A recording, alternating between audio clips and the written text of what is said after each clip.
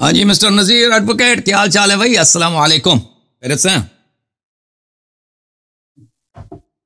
اور خیریت سے ہیں بھائی؟ ٹھیک ٹھاک خیریت ہے، آپ سنائیں وکیل کیا حال ہے؟ صاحب ٹھیک ہے، کیا حال چال ہے؟ ٹھیک ہے بھائی، ٹھیک ٹھاک خیریت ہے۔ اللہ آپ کو سلامتی دے، حکم کریں۔ تمام حمد اس خالق ازل کے لیے، سکون جھیل کو دیتا ہے جو کمل کے لیے۔ میں ان کے نام سے کرتا ہوں ابتدائے کلام، کہ جن کے نام فرشتوں نے بھی سنبھل سنبھل کے لیے۔ تو الحمدللہ الذی لا یبلغ مدحہ القائلون، حضرت علی علیہ السلام کا نہج البلاغہ میں بڑا زبردست خطبہ ہے، میں اس کا بڑا فین ہوں۔ تو ہر گفتگو میں اس کا آغاز اسی خطبے سے کرتا ہوں۔ تو پہلا میرا اللہ یاری صاحب ایک گزارش ہے کہ آپ جیسے لوگ ماشاءاللہ امریکہ میں بیٹھے ہیں اور ہم پاکستان میں بیٹھے ہیں، تو پاکستان کے جو حالات ہیں خصوصاً سیکٹیرین وائلنس کے حساب سے، وہ شاید آپ کی نظر سے گزرتے رہے ہوں گے کہ ہمارے ہاں کوئی بھی ایشو کہیں پہ بھی ہوتا ہے تو اس کا اثر پوری دنیا سے وہ پاکستان میں اور بالخصوص شیعہ مکتب فکر سے جو تعلق رکھتے ہیں ان پہ لازمی آتا ہے۔ تو ہمارے یہاں ہزارہ کمیونٹی ہے، ان کی گینوسائیڈ رہی ہے، ان کی ٹارگٹ کلنگ رہی ہے، دنیا کے کسی کونے بھی کوئی بھی شیعہ کے حوالے سے کوئی ایکٹیویٹی ہوتی ہے تو اس کا اثر پاکستان میں لازمی آتا ہے۔ تو فرقہ واریت کا حساب یہ ہے کہ ڈاکٹر مارے گئے، وکیل مارے گئے، اور ہمارے ہاں پروفیشنل جتنے ہیں بزنس مین مارے گئے، اور بالخصوص ہزارہ کمیونٹی کے لوگ مارے گئے۔ تو اس کی بنیادی وجوہات میں جو سمجھتا ہوں کہ وہ ہمارے ہاں، میں بڑے ادب کے ساتھ عرض کروں گا کہ کچھ ایسے اشتعال انگیز موضوعات ہیں جو ان فرقہ واریت، بے شک کہ اس کی بنیادیں تو بہت پرانی ہیں، لیکن یہ اشتعال جو ہے کیا نہیں سمجھتے کہ اس طرح کے جو اشتعال انگیز موضوعات ہیں وہ ہمارے ملک میں صرف آپ سے بھائی آپ تو سمجھدار آدمی ہیں، آپ تو تعلیم یافتہ آدمی ہیں، ایجوکیٹڈ آدمی ہیں، آپ ایسی باتیں کیوں کرتے ہیں؟ آپ کو تو پتہ ہونا چاہیے، آپ پاکستان ملک میں رہتے ہیں، جس ملک میں شیعوں کے لیے جہنم بنا ہوا ہے پچھلے 40 سال سے۔ جہنم، بالکل قتل عام ہو رہا ہے پاکستان شیعوں میں، ٹھیک ہے، شیعوں کا یہ کیوں ہو رہا ہے؟ آپ سمجھتے ہیں ذاکرین کی خطابت کی وجہ سے ہو رہا ہے؟ یہ نہیں، میں دوسری طرف کیوں ہو رہا ہے؟ وجہ کیا؟ اس کی اصل وجوہات جو ہے نا، یہ ظاہر ہے ایسے جو ہمارے ہاں چونکہ پاکستان میں ایک باقاعدہ مخصوص ٹارگٹ کلنگ، مطلب مخصوص طریقہ کار سے ٹارگٹ کلنگ کی جاتی ہے۔ ابھی جس طرح کے یہ موضوعات ہیں ہم ڈسکس کرتے ہیں اوپنلی، اور ہم پاکستان میں تو اس موضوع پہ بات کر ہی نہیں سکتے، مطلب کسی بھی حوالے سے، ایون امیر شام کا نام لے کے بھی ہم اس پہ بات نہیں کر سکتے، اور اگر کریں گے تو کب سے ایسا ہوا؟ کب سے ایسا ہوا؟ یہ آئی تھنک کہ جب ضیاء الحق کے بعد جو ایک فرقہ واریت کا جو کیوں ایسا ہوا؟ پتہ ہے کیوں ایسا ہوا؟ کیوں نہیں، ظاہر ہے اس نے ایک پراکسیز پالی، جیسے سعودی پراکسیز ہیں، انہوں نے پاکستان میں ایران کو کاؤنٹر کرنے کے لیے، یا دوسری، مطلب میں کوئی ایران کا کسی بھی حوالے سے کوئی اس طرح کا کوئی وہ نہیں ہوں ان کا کوئی کسی بھی حوالے سے، لیکن میں ایسے سمجھتا ہوں کہ ظاہر سعودی عرب اور ان کی پراکسیز اور پاکستان اس کا جو ہے ایک بیٹل فیلڈ بنا رہا ہے۔ تو پاکستان میں جو خصوصاً جو مارے جاتے ہیں، پروفیشنل مارے جاتے ہیں، ڈاکٹر علی رضا شاید آپ جانتے ہو امریکہ سے آئے تھے پاکستان میں، اور ان کا آئی اسپیشلسٹ ہے، ورلڈ وائڈ ان کی کب قتل ہوا ان کا؟ یہ قتل ہوئے تھے 2009 میں، تو بیٹے سمیت، بیٹا اور وہ کچھ ویک ایک ہفتے کے لیے آئے تھے، تو بیٹے سمیت ان کو قتل کر دیے۔ تو بہرحال اسی طرح کے کئی واقعات ہیں، پروفیسر مارے جاتے ہیں خصوصاً جو شیعہ مکتب فکر سے۔ تو یہ جو ہمارے ہاں ایک تو یہ پرابلم ہے، اس کا پاکستانی کمیونٹی، شیعہ کمیونٹی کے حوالے سے آپ کیا سجیسٹ کریں گے؟ کہ کیونکہ آپ تو کھل کے بات کرتے ہیں۔ دیکھیں بھائی، میں آپ کو بتاتا ہوں، دیکھیں یہ پاکستان میں جو کچھ ہوتا ہے نا، اور صرف پاکستان میں نہیں ہے، دنیا کے بہت سارے ملکوں میں، پاکستان میں آرم جو ہے وہ کانفلکٹ ہے شیعوں کے ساتھ، اور دوسرے ملکوں میں بھی ہوتا رہا ہے۔ ابھی میں اس کی مثال دے دیتا ہوں آپ کو، میں نے اس کے متعلق بہت بات کی ہے، اور اس کا ذمہ دار کون ہے، اس کی اصل وجوہات کیا ہیں۔ دیکھیں اس کا پاکستان میں 80s سے پہلے ایسا کوئی ایسی بات نہیں تھی، حالانکہ پاکستان میں شیعوں کا جو کلچر ہے خطابت کا، بات کرنے کا، وہ بہت کھلا تھا 80s سے پہلے، ہاں اس سے زیادہ کھلا تھا، بالکل بہت کھلا تھا، مناظرے ہوتے تھے، لوگ کتابیں لکھتے تھے، کتابیں چھپتے تھے، یعنی جلسے جلوس ہوتے تھے، وہ ذاکرین حضرات جو ہے وہ اپنے مجالس میں جو کہنا مرضی ہوتا تھا کہتے تھے، کچھ نہیں ہوتا تھا۔ 80s کے بعد یہ سلسلہ شروع ہوا ہے کہ پاکستان میں شیعوں کو قتل کیا جاتا ہے، اور ایسے پاکستان کے اندر ایسے گروہ بنائے گئے جیسے سپاہ صحابہ ہے، اس کے بعد لشکر جنگوی ہے، وہ اب انہوں نے کئی بار نام بدل دیا اپنے، مختلف روپ میں آ جاتے ہیں شیعوں کو قتل کرنے کے لیے۔ وہ آرمڈ گروپس ہیں جو ان کی ٹریننگ ہوتی ہے عسکری فنون میں، اور وہ ان کا آئیڈیالوجی ہے، ان کے فنڈنگ ہے، وہ شیعوں کو قتل کرتے ہیں۔ یہ ایسا کیوں شروع ہوا ہے میرے بھائی؟ دیکھیں، آج سے 120 سال پہلے ایک بہت بڑے شیعہ عالم تھے، ان کا نام تھا سید شیخ محمد کاظم خراسانی۔ یہ عالمی جنگ کے پہلی عالمی جنگ کے زمانے کی بات ہے۔ اس زمانے میں ایران میں قاجار خاندان کی بادشاہت تھی، اور قاجار بادشاہت بہت کمزور ہو چکی تھی ایران میں، اور ایران کے بعض علاقوں پہ روس نے حملہ قبضہ کیا تھا، کیونکہ ایران تو پہلے بہت بڑا ملک تھا، روس نے بہت سارے علاقے ایران کے چھین لیے تھے۔ تو ان کے بہت سارے شاگرد تھے، وہ بہت بڑے مرجع تھے، محمد کاظم خراسانی رحمۃ اللہ علیہ۔ ان کے ایک شاگردوں میں سے محمد حسین نائینی تھے، اور وہ بھی بعد میں بہت بڑے مرجع بنے۔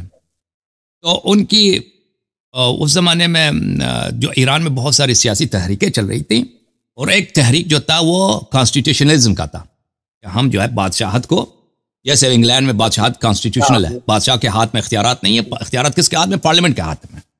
تو اس زمانے میں کیونکہ ایران میں بہت سارے 1800s کے اواخر میں، 1860s 1870s 1880s میں ایران سے بہت سارے لوگ جاتے تھے مغرب میں تعلیم حاصل کرنے کے لیے، نوجوان، تو وہاں سے جا کے کوئی انجینئر بنتا ہے، کوئی ڈاکٹر بنتا ہے، کوئی کچھ، تو وہاں سے خیالات لے کے آتے تھے ڈیموکریسی کے۔ تو اس زمانے میں ایران میں یہ تحریکیں چل رہی تھیں بہت ساری، کہ ہم ایران میں کیونکہ بادشاہ بہت بیکار بادشاہ تھے، نالائق بادشاہ تھے، ان کو صرف ہر بادشاہ کے مطلب حرم ہے، اس میں 200 عورتیں 300 شادیاں اس نے کیا، تو ان کے علاوہ ان کے بادشاہوں کا کوئی کام ہی نہیں تھا، یعنی ملک کی خدمت نہیں کرتے تھے بادشاہ۔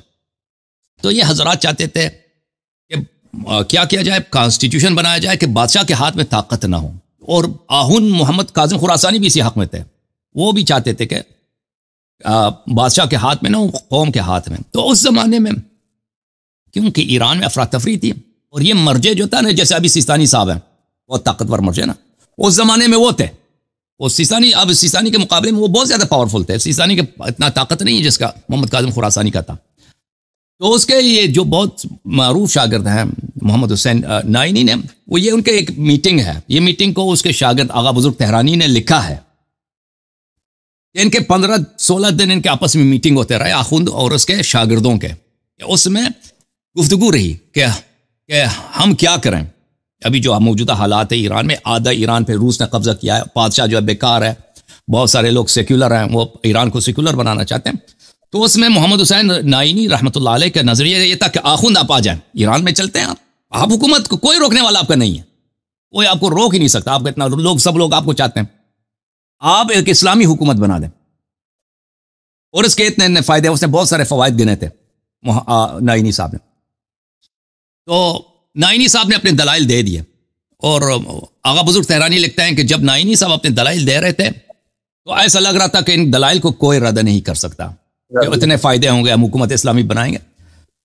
پھر آخوند سنتے رہے، آخوند نے کچھ جواب نہیں دیا۔ جب 2-3 جلسوں کے بعد، میٹنگز کے بعد، وہ بہت دیر تک بات کر، ان کی بات ختم ہو گئی تو آخوند نے بات کرنا شروع کر دیا۔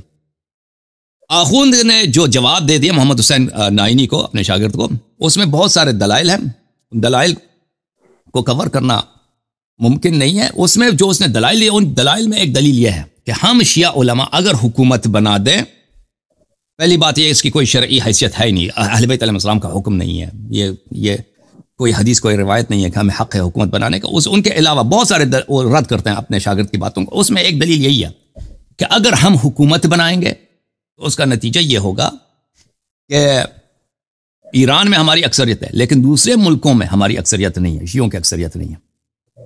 اس کا نتیجہ یہ ہوگا کہ وہاں پر شیعوں پہ سختی بڑھ جائے گی، جو دوسرے ملکوں میں غیر ایران میں لوگ رہتے ہیں نا، ان پہ شیعوں کی اکثریت بڑھ جائے، اور وہ وہاں پہ پھنس جائیں گے، اور ان پہ ظلم ہونا شروع ہو گیا۔ اور پھر ایک اور بھی بات ہے، انہوں نے کہا تھا، اور دیکھیں ابھی فی الحال جو ہیں جب مخالفین کے، یعنی اہل سنت کے، ان کے پاس کوئی اسلامی حکومت نہیں ہے، لیکن اگر ہم اسلامی حکومت بنا دیں تو وہ بھی اس مسئلے کو پش کریں گے. ان کے علماء کو بھی حوصلہ افزائی بنے, روافظ نے بنا دیا, ہم ان سے کیا کم ہے. اور پھر اگر وہ عالم اسلام میں وہ حکومتیں بنانا شروع کر دیں, وہ ہمارے ضرر میں ہے, کیونکہ وہ جتنے ان کے حکومتیں سیکولر ہوں گے وہ ہمارے فائدے میں. اگر وہ ان کے مولوی حکومت بنا دیں, اسلامی حکومت بنا دیں, تو ان کے پاس شیعہ دشمنی کے علاوہ کچھ بھی نہیں. اچھا, یہ دلائل میں نے بہت مختصر بتا دیے, ان کے دلائل بہت زیادہ ہے. آخوند محمد خراسانی. جی سر, میں اس میں یہ ایڈ کروں کہ جب ایرانی انقلاب کے بعد خصوصاً پاکستان میں ایک تحریک شروع تحریک فقہ نفاذ فقہ جعفریہ, تو آپ دیکھیں کہ ایک ملک میں 10% شیعہ آبادی اگر وہ چاہے کہ میں 90% پہ اپنا نظام اپنا فقہ نافذ کروں, تو وہ تو لازمی ہے کہ وہ دوسری طرف سے ایک ریزسٹنس سامنے آئے گی. اور پھر ادھر سے ایک لشکر جنگی تشکیل پایا, اور یہاں سے یہ ایک وار ایسی شروع ہوئی جو ابھی تک, جس کی آگ ابھی تک ہمیں محسوس ہو رہی ہے. اور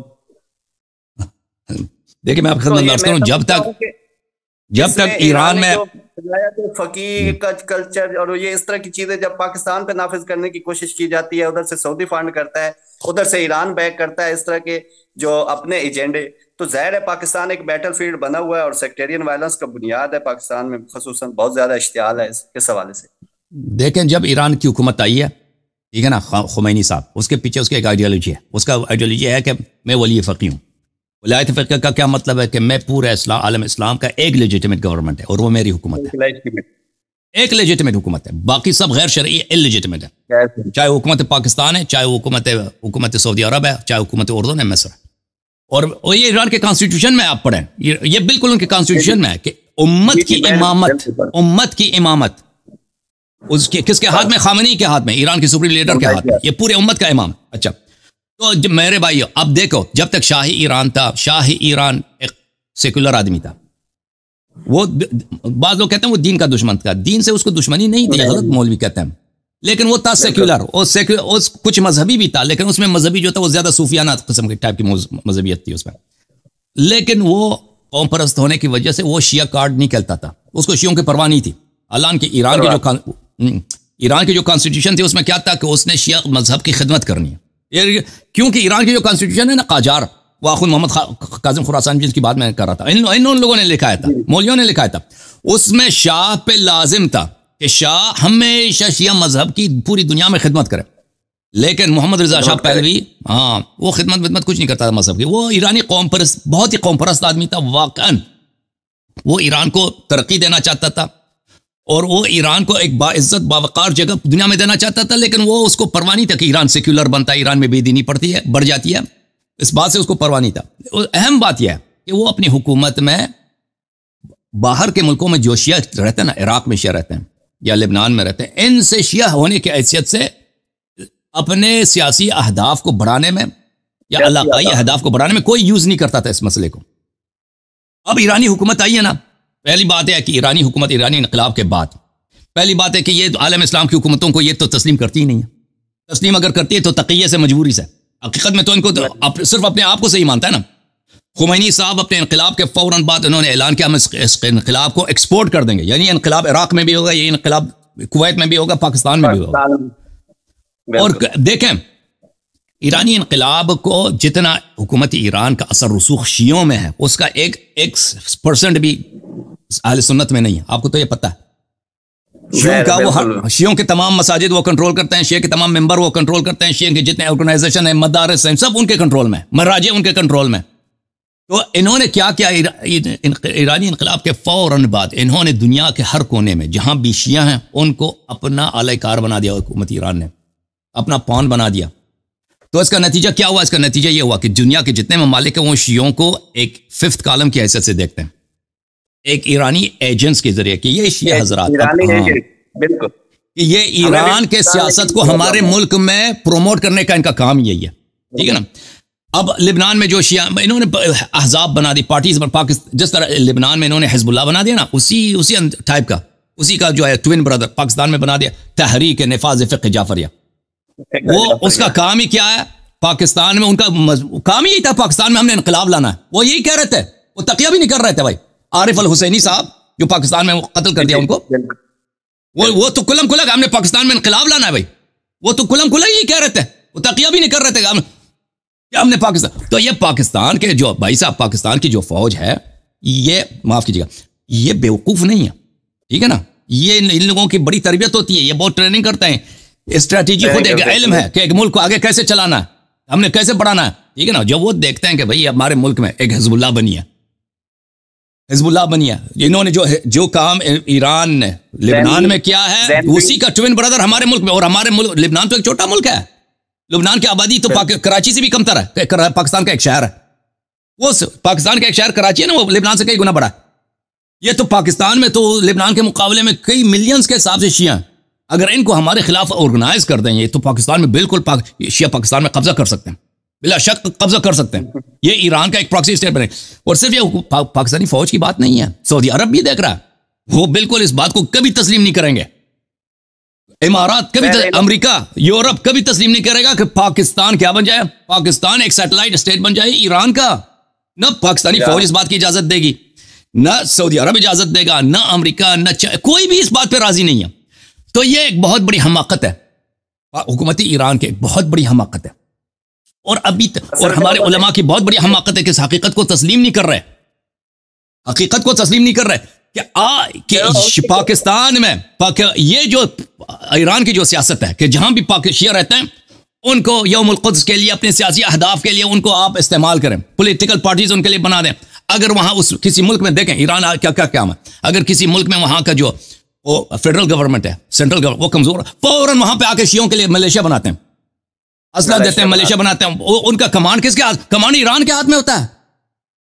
جو شیعہ ملیشیا بنتے ہیں عراق میں بنتے ہیں یا لبنان میں بنتے ہیں یا دوسرے ملکوں میں اس کا اس طرح تو نہیں ہے کہ وہ ایک قومی ہے اپنے مفادات کے لیے, وہ ان کا کمانڈ ہوتا ہے ایران والوں کے. جب ایران چاہتے ہیں وہ لڑتے ہیں, جب ایران کا چاہتے ہیں وہ صلح کرتے ہیں. تو یہ جو سیاست ہے انہوں نے پاکستان میں اس کو لانے کی کوشش کیا, اور حکومت پاکستان پاگل نہیں ہے, امریکہ بھی پاگل نہیں ہے, یورپ بھی پاگل نہیں ہے, اور پاکستان لبنان نہیں ہے کہ بھائی جیسا لبنان کو انہوں نے حزب اللہ کو دے دیا, حزب اللہ نے قبضہ کر لیا, پاکستان پہ بھی قبضہ کرنے دیں. اور بھائی انہوں نے اسی میں سوچا, انہوں نے اپنے دیکھیں جو عالمی طاقتیں ہیں انہوں نے دیکھا کہ بھائی شیعہ کی لیڈرشپ کس کے ہاتھ میں, شیعہ کی اپنی انڈیپینڈنٹ پاکستان میں کوئی پولیٹیکل لیڈرشپ نہیں ہے, شیعہ کی لیڈرشپ ایران کے ہاتھ میں ہے, اور ایران ہمارا دشمن ہے. تو پاکستان کو اگر بچانا ہے تو پاکستان میں شیعوں کو کچلنا ہے. تو ان کے پاس, سعودی عرب کے پاس, دیکھیں امارات کے پاس, امریکہ کے پاس, یورپ کے پاس, پاکستان کو لبنان نہ بننے کے لیے ایک ہی چارہ کار تھا کہ یہاں پر شیعہ کو دبانا ہے. شیعہ کو کس طرح دبایا جائے, ان کو خوف میں رکھو ہمیشہ, کہ یہ ہمیشہ کس بات میں رہیں, اس بات کی ڈر میں رہیں کہ ہم کم قتل ہو جائیں گے. ان کو آرام نہ ملے, کبھی یہ اجتماع نہ کر سکیں کہ کوئی سیاسی, کوئی پولیٹیکل پارٹی, کوئی آرگنائز کچھ بھی نہ بن سکے, کیونکہ ان کا جو بھی پولیٹیکل پارٹی بنے گا وہ ایران کو پروموٹ کرے گا. تو میرے بھائی میرے نزدیک یہ بالکل کوئی معمہ ہے نہیں, میرے نزدیک یہ بالکل دن رات کی طرح روشن ہے کہ شیعہ اگر پاکستان میں قتل ہوتے ہیں, اور پاکستان میں شیعوں کے خلاف اتنے, دیکھیں انقلاب ایران سے پہلے ایک جہادی تنظیم نہیں تھا جس کا کام یہ ہو کہ شیعوں کو قتل کرے, کچھ بھی نہیں تھا. اگر کئی فسادات ہوتے تھے نا, وہ لوکل کوئی فساد ہوتا ہوگا, مثلا 60s میں کہتے ہیں سندھ میں کہیں لوکل وقتی اشتعال ہوتا تھا. ہاں وقتی اشتعال, وہ اس طرح نہیں ہے کہ ایک پولیٹیکل پارٹی ہے, فنڈڈ ہے, اس کے پاس اسلحے آتے ہیں, ان کے کمانڈرز ہیں, بڑے بڑے جلسے کراتے ہیں, کانفرنسیں کراتے ہیں, مدارس چلاتے ہیں, ان کا کام یہ شیعہ کافر شیعوں کو مار دو. یہ طے نہیں نا, تو ہندوستان کی تاریخ میں ایسا نہیں گزرا ہے. یہ کس لیے بنا ہے, یہ اس لیے بنا ہے میرے عزیزوں, میرے بھائیوں, کہ حکومت ایران شیعوں کو یوز کرتا ہے, شیعوں کو یوز کرتا ہے اپنے مقاصد بڑھانے کے لیے. اور پاکستان کیونکہ ایک بہت اہم ملک ہے, پاکستان ایک ایسی ریل اسٹیٹ ہے نا, ایسی جاگیر ہے کہ اس کو آپ مفت میں ایران کو دینے کے لیے کوئی تیار نہیں ہے کہ مفت میں آ کے اس ملک پہ قبضہ کر لیں. اس طرح وہ پاگل نہیں ہے دنیا والے, وہ چاہتے ہیں کہ پاکستان کی یہی موجودہ سیاست رہے. پاکستان ایک ایسا ملک ہو جو مغرب کے ساتھ اچھے تعلقات رکھتے ہوں, امریکہ کے ساتھ اس کے اچھے تعلقات ہوں, یورپ کے ساتھ اس کے اچھے تعلقات, سعودی عرب کے ساتھ اس کے اچھے تعلقات ہوں. اس کا کیا طریقہ کار ہے, اس کا طریقہ کار ہے کہ یہاں پر ایران کے جو پراکسیز ہیں, ایران کے جو نائبین ہیں, ایران کے جو ایجنٹس ہیں, وہ کبھی یہاں پہ طاقتور نہ بنے, ان کو کچل دو, ان کو مار دو, تو آپ کو بار آ جاتا ہے. تھینک یو کس کو کہتے ہیں, تھینک یو کہہ دو خامنئی صاحب کو. جس دن خامنئی صاحب اس سیاست کو روک دے, پاکستان کے شیعوں کو یوز نہ کرے, شیعوں کو یوز نہ کرے, امریکہ سے سیاست کرنا, خود سیاست کرے. پاکستان کے شیعوں کو, افغانستان کے شیعوں کو, لبنان کے شیعوں کو یوز نہ کرو, ان کو نہ مروا دو. جی سر بولیں.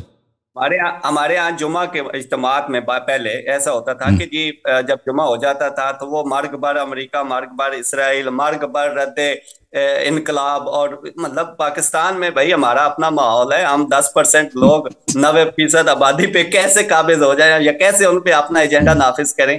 اور پھر ابھی ہم دیکھ رہے ہیں پارا چنار میں زین بون بنا، سپاہی محمد بنا، اور اس کے دیکھیں پھر اس کے رسپانس میں تو ظاہر لشکر جنگی اور ظاہر 90% آبادی وہ پھر اپنا اپنا لازمی ایک اثر دکھائیں گے اور اپنا ایک ایجنڈا نافذ کریں گے. اچھا میں اس سے آگے بڑھتا ہوں. بہت شکریہ پہلے تو اس اتنی ڈیٹیل میں اس حوالے سے. آگے بڑھتا ہوں کہ جو باغ فتح کا ایشو ہے، میں اس کو بطور وکیل، چونکہ میرا پروفیشن ہے، میں میرے خیال میں یہ کوئی وراثت کا ایشو نہیں تھا، یہ ایک ہبہ کا ایشو تھا. کیونکہ وراثت ہوتی ہے آفٹر دا ڈیتھ آف جو بھی بندہ فوت ہوا ہے، اس کی ڈیتھ کے بعد اس کی وراثت کھلتی ہے.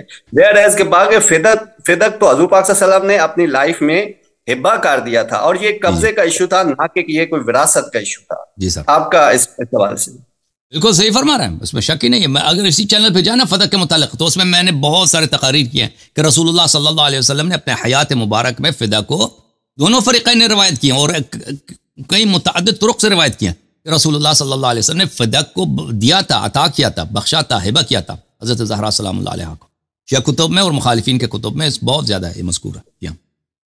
یہ وراثت کا ایشو نہیں، یہ بلکہ ہبہ کا ایشو ہے. بالکل ہبہ ہے. اور اچھا، اور دوسرا جو فقہ جعفریہ میں مختلف فتویٰ موجود ہیں کہ جو بیوی ہے، بیوہ ہے، اگر وہ مرد فوت ہو جاتا ہے اس کا ہسبینڈ، تو اس صورت میں وائف کو جو پراپرٹی ہے اس سے شیئر نہیں ملے گا، جائیداد غیر منقولہ نہیں ملے گا، عورت کو نہیں ملے گا. لیکن عورت کو دیکھیں اگر کوئی شخص مرتا ہے نا، اس کی وائف ایک یا دو جتنے بھی ہیں، اس کا فرض کریں گھر ہے 10 لاکھ اس کا گھر ہے، تو اس میں اس کا 1/8 حصہ ہے عورت کا، لیکن اس میں سے 1/8 جو کاٹ کے اس کو نہیں ملے گا.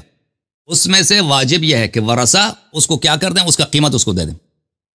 جو بیٹے ہیں یا بیٹیاں ہیں اس شخص کے، اپنی ماں کو یا اپنے باپ کی جو وائف ہے. علت مجھے نہیں سمجھ آ رہی، میں تو علت پہ جا رہا ہوں ان کی. اگر علت اس کا میں بتا دیتا ہوں، تو یہ ہے کہ اس کو یہ حق، یہ نہیں کہتے شیعہ حدیث میں کہ اس کا حق نہیں بنتا، حق بنتا ہے. اس کا حق کیش کی صورت میں بنے گا نا، کیش اس کو دے دیں گے. لیکن اس کو جائیداد اگر کوئی ورثہ دینا چاہے مصالحت میں، اس کو فرق نہیں ہے. مثلا ایک آدمی کا 100 ایکڑ زمین ہے، اس کے بیٹے اپنی ماں کو مثلا 1/8 حصہ دے دیتے ہیں، اس میں منع نہیں ہے. لیکن اگر نہ دینا چاہیں، بالکل ان کو حق ہے کہ زمین نہ دیں، اس کو کیا دے دیں، لیکن اس کو پیسے دینے ہوں گے. اچھا، اس کی وجہ کیا ہے؟ اس کی وجہ یہ ہے، احادیث میں یہ بتا دیا گیا ہے کہ عورت دوسری شادی کر سکتی ہے. اب گھر میں اپنے شوہر کو لے کے آئے گی نا، وہ تو اگر جائیداد میں اس کو ایسا بنے گا، وہ جب دوسری شادی کرے گا اجنبی آدمی کو اپنے گھر لے کے آئے گی، تو یہ بچوں پہ ظلم ہے. اب اگر وہ، لیکن جب اس کو پیسے ملے گی، عورت کو جائیداد کے پیسے ملیں گے نا 1/8 کا، تو پھر وہ جا کے شوہر شادی بھی کر لے، پیسے ساتھ لے کے جائے، جہاں مرضی لے کے جانا، وہ اپنے پراپرٹی میں اپنے شوہر کو نہیں لا سکے گی. تو اس کا فرق یہ بنتا ہے. بات واضح ہے؟ جی بہت زبردست. اچھا، لاسٹ میں چونکہ پچھلی دفعہ بھی آپ سے بحث ہوئی تھی حلال خلا کے حوالے سے اور تو آپ نے بولا تھا کہ میں تھوڑا اس پہ آپ کو مزید اس پہ بات کروں گا، تو اگر اس میں مزید تھوڑی رہنمائی کریں. تو مجھے ابھی تک کوئی ایسی بات نظر نہیں آئی کہ بھائی قاضی بھی جو ہے نا وہ خلا کرا سکتا ہے. میں نے تو کہیں نہیں دیکھا. ہاں، میں اس میں اصل میں جو خلا جو ہے نا، وہ خلا وہ عورت ہے اور مرد کو راضی کرنا ہوتا ہے، اس کے رضا کے بغیر خلا نہیں ہوتا. بس پیسے دے دیں، اس کو زیادہ پیسے دے دیں نا، پیسہ دے دیں. اکثر لوگ پیسے لے کے سب کچھ کر لیتے ہیں. ٹھیک، طلاق دے دیں گے. ہاں، تھینک یو. چلے، تھینک یو سو مچ، جزاک اللہ، بہت شکریہ. جی سر. اور بس ختم ہے آپ کی باتیں؟ اچھا، آپ میوٹ ہو گئے بھائی، اس کو کھول دیں، میں آواز کھول دیں ان کی. جی میں چونکہ پاکستان میں ایک باقاعدہ ایک پراپوگنڈا کے تحت ایرانی جو ایک سوچ تھی، فکر تھی، اور ایرانی طرز جو حکمرانی تھا وہ ایک نافذ کرنے کی مختلف پراکسی جو پالی گئی تھی، اور اس کا اثر اتنا جو ہو چکا ہے کہ بچپن سے ہی جو شیعہ مطلب جو سکول یا مدارس مجالس ہوتی ہیں، اور اس میں خصوصاً جو علماء آتا ہے تو وہ اپنے آپ کو پاسداران انقلاب سمجھتا ہے اور وہ ایک ان کا ایجنٹ بن جاتا ہے۔ بظاہر عام لوگوں کو تو نہیں پتہ چلتا کہ یہ اس کا ایجنڈا کیا ہے، بٹ وہ بیسیکلی اس کا سارا جو ایک طریقہ کار ہوتا ہے، جو سارا اس کی جو ہوتی ہے، جو ساری جو اس کی پروموشن ہوتی ہے یا جو ساری تبلیغ ہوتی ہے وہ ایرانی بیسڈ ہوتی ہے، یعنی ایران کو ہی پروموٹ کرنا ہے۔ ویئرز کہ ہمارے جو پاکستان میں کیا ان کو میں بالکل دیکھیں میرے بھائی، میں آپ کی خدمت میں عرض کروں، دیکھیں کہ شیعہ مذہب اب ایک یرغمال ہے، شیعہ مذہب ایک ٹول ہے ایرانی سیاست کو پروموٹ کرنے دنیا میں۔ آپ کے مجالس، آپ کے مدارس، آپ کے پروگرامز، یہ سب کے سب ایک ٹول ہے ایرانی حکومت کی سیاست کو، اور وہ سیاست بھی پروشیا نہیں ہے، یہ بھی یاد رکھو۔ کاش وہ سیاست پروشیا ہوتا، اگر یہ بھی ہوتا تو درد ہماری کم تھی نا۔ وہ بھی ایرانی سیاست جو ہے وہ شیعوں کا پرواہی نہیں ہے، مذہب تشیع کا پرواہی نہیں ہے، وہ کیا ہے، وہ عالم اسلام میں وہ فلسطین کو آزاد کرنا، امریکہ سے لڑنے کی ان کو درد ہے۔ یعنی اگر آپ چاہتے ہیں، میں نے جتنے اہل بیت علیہ السلام کا دفاع کیا، آپ سمجھتے ہیں اگر میں ایران میں ہوتا میں اس طرح پروگرام کر سکتا تھا؟ مجھے پہلے ہی ہفتے مجھے ذبح کر لیتے ایرانی حکومت، کبھی نہیں اجازت دیتے، کبھی اجازت نہیں دیتے بھائی۔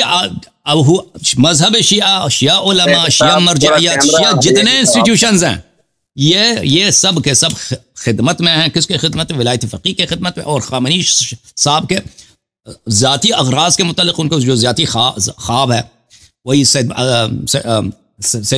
قطب کی اور حسن البنا کی اور جمال الدین افغانی کی، وہی جو عالم اسلام کی، یہ لوگ جو سیاست ہے نا، ہم نے پورے عالم اسلام کو ایک کرنا ہے، ایک حکومت بنانا، اور اس میں شیعہ مذہب کی کوئی بلائی نہیں ہے۔ اور یہ جو ہے بنی امیہ اور بنی عباس کی حکومت کے احیاء کے ایک خواب ہے ان کے پاس، اس میں شیعہ قوم کو ذبح کیا جا رہا ہے، شیعہ قوم کے مفادات کو دبایا جا رہا ہے۔ اور شیعہ قوم کے ساتھ دیکھیں پاکستان میں یہ دشمنی نہیں تھی، پاکستان میں جو دشمنی ہے شیعوں کے ساتھ، میرے عزیزو اس کو بات کو یاد رکھو، یہ ایک آرگنائزڈ دشمنی، ایک فنڈڈ دشمنی ہے۔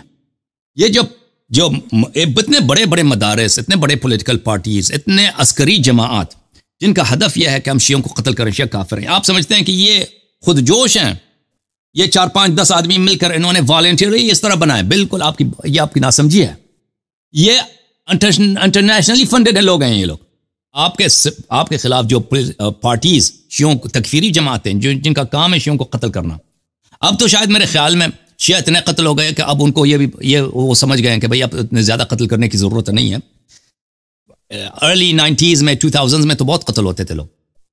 تو یہ جو ہے نا، یہ بالکل اس کے پیچھے انٹرنیشنل جو ہے ایجنسیز ہیں، ان کو فنڈنگ آتا ہے، باہر سے آتا ہے، اور یہ بالکل ایک جنگ ہے پراکسیز کا، جیسے مثلا شام میں جنگ ہوتا ہے نا پراکسیز کا، یمن میں ہے یا لبنان میں ہے، پاکستان ایک میدان جنگ ہے بہت ہی سالوں سے۔ ایک طرف میں آپ کو انٹرسٹنگ فیکٹ بتاؤں کہ پاکستان کا جو لشکر جنگوی کا جو مین ہیڈ کوارٹر ہے وہ بلوچستان ہے، مینگل گروپ ہے، اور وہ مینگل گروپ اس کی جو قبائل ہیں وہ ایرانی حصے سے آتے ہیں، اور ایک طالبان کمانڈر ایران کے اندر جو امریکی ڈرون حملے میں طالبان کمانڈر وہاں پہ مارا گیا۔ تو مین یہ تو پاکستانی جو خصوصاً جو ایک سیکٹیرین وار ہے اور جس میں شیعہ ٹارگٹ ہوتے ہیں، وہ سمجھتے ہیں کہ شاید ہم ایرانی شیلٹر نیچے محفوظ ہے۔ میں سمجھتا ہوں کہ وہ ان کو زیادہ پرابلم ہے کہ اگر وہ ایران ان کو، بلکہ ایران میرا خیال ہے کہ فنڈ کرتا ہے دونوں سائڈ پہ۔ آئی تھنک کہ پاکستان میں خصوصاً پاکستان میں جو ایران کو کوئی پرابلم نہیں ہے وہابیوں کو فنڈ کرنے میں، ایران کو کوئی پرابلم نہیں ہے۔ یہ بھائی شیعہ حضرات سمجھتے ہیں کہ ایران کے صرف تعلقات شیعہ گروپس کے ساتھ ہیں، ایران کے تعلقات ہر وہ گروپس کے ساتھ ہیں جو ان کے اہداف کو آگے بڑھائے، ان کی بات کو مان لے وہ۔ اور یہ القاعدہ وغیرہ، القاعدہ کے اتنے لیڈر ایران میں رہتے ہیں، اور طالبان کے اتنے لیڈر ایران میں، اور طالبان کے بہت اچھے تعلقات ہیں ایران کے ساتھ، اور ایران کے ساتھ بالکل ان کا ایک شورا، ان کے کتنے طالبان کے 2 مشہور شورا تھے نا، ایک شورا کوئٹہ، ایک شورا مشہد میں تھا، مشہد میں ان کا ہیڈ کوارٹر تھا، بالکل مشہد میں ان کا ہیڈ کوارٹر تھا، اور طالبان بالکل ایران نے سپورٹ دیا، ایران نے بہت حمایت کی، طالبان اب بھی بہت حمایت کرتے ہیں، حالانکہ وہی طالبان جو شیعوں کو کافر سمجھتے ہیں، ایران نے ان کے سپورٹ. میں نے ایک آرٹیکل پڑھا تھا، ایک کتاب تھا میرے پاس، القاعدہ کے ایک لیڈر نے وہ کتاب لکھا تھا، اس کے میموارز تھے، یعنی اس کے سوانح حیات تھے. وہ پہلے وہ پاکستان میں تھے، افغانستان چلے گئے، پاکستان وہ سن 2001 میں جب طالبان کی حکومت گری تھی، وہ واپس پاکستان آ گئے تھے، پھر ہوارہ ہو کے ایران چلے گئے تھے. تو ایران میں اس نے اپنے میموارز لکھے تھے عربی زبان میں. تو اس کے میموارز میں یہ تھے، ہاں اس کے سوانح حیات میں وہ کہتا ہے کہ وہ دوسرے القاعدہ کے افراد کہتے ہیں کہ لوگ وہ یہ مجھ سے پوچھتے ہوں گے کہ ہم ایران میں کیا کر رہے ہیں، ہم ایران میں کیا، ہم تو ایران تو شیعہ ہے، ہم تو شیعہ کو کافر سمجھتے ہیں. بالکل ہاں ہم ایران میں کیا کر رہے ہیں، ایران ہاں کیسے ہمیں پناہ دیے. تو اس نے خود ایک کہا تھا کہ یہ بہت ہی سادہ سمجھی ہے کہ لوگ سمجھتے ہیں کہ ایران کو تشیع کی پرواہ ہے یا شیعوں کی پرواہ ہے. وہ کہتا ہے کہ ایران اپنے مفادات کو دیکھ رہا ہے کہ اس کے کام کون آئے گا. وہ اس کے خود ہی الفاظ ہے کہ اگر آج محمد، وہ کہہ رہا ہے کہ ابن تیمیہ زندہ ہو جائیں یا محمد ابن الوہاب، اب مجھے بھول گیا ہوں ایک ان میں سے دو کا ذکر کر رہا ہوں، محمد ابن عبد الوہاب یا ابن تیمیہ، جو اس سے بڑا تکفیری تو گزرا نہیں تاریخ میں، یہ بھی آ جائے نا اور ایران کو پتہ چل جائے کہ اس کے ساتھ دوستی میں یہ ہمارے کام کا آدمی ہے، ایران اس کو گلے لگائے، اس کو سپورٹ بھی دے گا، اس کو پناہ بھی دے گا، اس اسلحہ بھی دے گا، اس کو سب کچھ دے گا. تو یہ بالکل جو لوگ ایران کے جو تعلقات ہے داعش کے ساتھ، ایران کے جو عشق میں مبتلا لوگ ہیں، اصل میں وہ ابتلا مصیبت میں ابتلا ہے. وہ بیچارے برین واش ہیں نا، وہ زامبی، ان کے ساتھ بات کرنا ہی بیکار ہے. جو نوجوان ہیں نا، جو قوم وغیرہ سے آتے ہیں، ان کو یہ باتیں سمجھ نہیں آتی، وہ پاگل ہیں، بیوقوف ہیں، وہ برین واش ہیں. لیکن جو لوگ دیکھیں، اگر ایران کے جو داعش کے ساتھ تعلق، بہت سارے لوگ سمجھتے ہیں نا کہ داعش کا ایران کے ساتھ کیسے تعلقات ہو سکتا ہے. وہ داعش کو ایرانیوں نے بنایا ہے، داعش کو خامنئی صاحب، قاسم سلیمانی صاحب نے بنایا. یہ اس کی بہت لمبی کہانی ہے. عراق میں جو شیعہ، دیکھیں سنہ 2004 کے بعد، 2005 کے بعد شیعہ ذبح ہو گئے عراق میں. شیعہ ذبح، اللہ جانتا ہے کہ وہ، اگر آپ لوگوں کو یاد ہو، اب میں تو اخبار روز پڑھتا تھا کہ کیسے شیعہ ذبح ہوتے تھے بغداد میں، سامرہ میں، ہوت میں، عراق کے مختلف علاقوں میں. ظاہرین کو پکڑ کے ان کو ذبح کرتے تھے، ان کا انٹرنیٹ پہ وہ ڈالتے تھے نا ویڈیو. یہ کہاں سے آتے تھے؟ خود کو حملے ہوتے تھے شیعہ اسپتالوں پہ، شیعہ بازاروں پہ، شیعہ اسکولز پہ. یہ سب عراق میں کہاں سے آتے تھے؟ یا ایران سے آتے تھے یا شام سے آتے تھے. اور کون ان کو داخل کرتا تھا؟ قاسم سلیمانی صاحب. اب لوگ جو ہے نا قاسم سلیمانی کو بڑا ہیرو سمجھتے ہیں. قاسم سلیمانی وہ شخص تھا جس نے بہت سارے ہزاروں کی تعداد میں شیعوں کو قتل کرایا، ذبح کرایا. کس کے ہاتھ؟ داعش کے ساتھ مل کر. اس زمانے میں داعش نہیں تھا، القاعدہ فی العراق تھا، بعد میں وہی داعش بن گیا. اللہ آپ کو جزائے خیر دے. بہرحال اللہ. اچھا لاسٹلی جی سر، مروان بن حکم کے حوالے سے حضور پاک صلی اللہ علیہ وسلم کا جو حکم تھا وہ بڑا واضح تھا، آپ نے بھی اس کے بارے میں ذکر کیا. لیکن ایک نہج البلاغہ میں ایک میں تحریر پڑھ رہا تھا جس میں حضرت امام حسن علیہ السلام نے ان کے، جب ان کو گرفتار کر کے لایا گیا جنگ صفین میں، آئی تھنک، تو ان کی رہائی کا حضرت امام حسن اور امام حسین علیہ السلام نے ان کی سفارش. کس کی سفارش؟ مروان بن حکم کی. جب حضرت علی، جی اچھا، میں نے وہ نہیں دیکھا ہے. مروان ابن الحکم جمل میں